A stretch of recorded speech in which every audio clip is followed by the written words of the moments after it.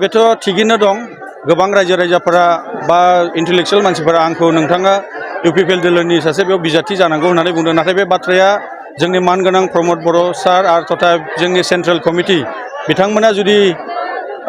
आंखौ जुदि बुङोब्ला जमदुवार समस्तिया नोंथाङा गेलेनो हागोन बा बिथाङा बिजाथि महरै जुदि आंखौ होयोब्ला आङो बे जमदुवार समस्तियाव आङो गेलेगोन आरो ओंखारगोन आरो बे जमदुवार समस्तिनि हाबाफारिनि जुनै मोजां मोनसे नायबिजिरनो थाखाय आंबो रेडि दङ आं बेबायदिनो जोंहा न'खरनिफ्राय ससियेल वार्कार हिसाबै गोदोनिफ्राय जोंनि मावबाय थाखायो आरो बिनिखायनो आंबो दा बे ससियेल वार्कार हिसाबै आङो रायजो राजाफोरनि गांनाय उखैनायखौ नुनानै असुबिदाफोर नुनानै आं हानायमानिखौ आङो सुफुंदों दा बिनिखायनो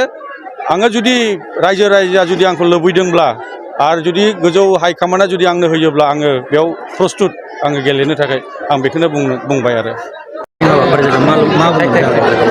आंहा जोबोद गोजोननाय दं दिनै बिथांमोना जोंनि इउपिपिएल दलखौ मोजां मोननानै बिथांमोना लोंहोर लोंहोर जोंनाव दिनै जगदान जाफैदों दिनै गैयाब्लाबो 450 जन बिथांमोना जोंजों जगदान जादों दा जोंनि प्रमद बर'नि दैदेननाय बिथांनि मोजां मोनसे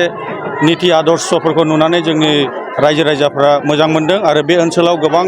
इउपिपिएल दोला हाबा मावदों दा बेनिखायनो बेयाव झग्राफार ओनसोल खमसे खम नियार एबाउट बेवहाय 1400 जनसो भटार्स दं बेनि 1400 भटार्सआव बेयाव गैयाब्लाबो दिनै 450 मानसिया दिनै जगदान जादों दा बिथांमोना जोंनि सरकारखौ मोजां मोनदों आरो बेबायदिनो जोंनि सरकारनि दैदेननायाव इउपिपिएल सरकारनि दैदेननायाव बिथांमोना गोजोनै थानो हादों आरो नाथाय बिथांमोनखौ गोबां अपोजिट पार्टिफोरा नंखाय बाथ्राखौ बुंदों होननानै बिसोरनि गेजेराव प्रमान जादों दा बेनिखायनो बिथांमोना गावसोर मोनसे प्रमान मोननानै दिनै जोंनि इउपिपिएल दलाव जगदान जादों दा जोंनि इउपिपिएल दलनि जे नेतृत्व होग्रा मानगोनां जोंनि प्रमद बर' सार बिथाङा सासे मोजां सासे दृष्टि गोनां सासे व्यक्ति बिथाङा गोरों गोरा व्यक्ति बिथाङा जोंनि बिटिसिखौल' नङा बिथाङा जोंनि आसामखौनो दैदेननो हाग्रा सासे डायनामिक लिडार बिथाङा आं बिथांखौ आंनि गोसो गोरबोजों आङो जोबनो गैयै बिथांखौ हामबाय होननानै जासिदों बिथाङा जोंनि बिटिआर ओनसोलखौ बियो 2020आव गोजोनथा मोनसे सुक्ति लाबोनायनि उनाव दिनैसिम जोंनि बिटिआर ओनसोला बिराद गोजोनै दङ आरो दासिमबो जोंनि बे माइनरिटि एरिया हक बा जोंनि बर' ओनसोल हक जों बयबो गोजोनै थानो हादों आरो गासैबो हाबाफारिखौ जोङो मोजां खामानि मावलायनो हादों आरो दानि जे बोथोरफोराव दानि जे बिथांमोना जे जोंनि अपोजिसन दलफोरा बुंबाय थादों जोंखौहाय माबा मोनसे 16था डिपार्टमेन्टखौ लांबाय होननाय बियो मोनसे नंखाय बाथ्रा जुदि बे बाथ्राफ्रा नंगौ नंखाय बुंनाय बाथ्रा नाथाय जोङो फोरमान होनो हादों दा दिनैनि जोंनि दैदेनगिरिफोरा दिनै लेन्ड बर्डनि जे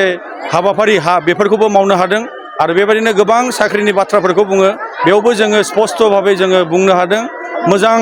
मोनसे बेबस्थाजों जोङो साख्रिफोरखौबो होनो हादों आरो दाबो जोङो होनो थांगासिनो दं जोंनि गभर्नमेन्टआ दा बेनिखायनो जोङो गोबां मानसिफोरा बुजिबाय दायो दा बे हिसाबाव गोबां बेयावनि जोंनि ओनसोलनि मानसिफोरा मोजां मोननानै जोंनाव जमदुवार ओनसोलनि रायजो राजाफ्राबो गोबां लोंहोर लोंहोरनो जोंनाव जगदान जादों दा बेनिखायनो जोंनि जमदुवार समस्तिनिफ्राय बेबाराव जे बिजाथिया जोंनाव गसंगोन बेनो इउपिपिएल दोलोनि बिपुल भटआव 20-22 हाजार भटआव देरहागोन बे निस्सय बेखौ आं सानदों आरो बुङो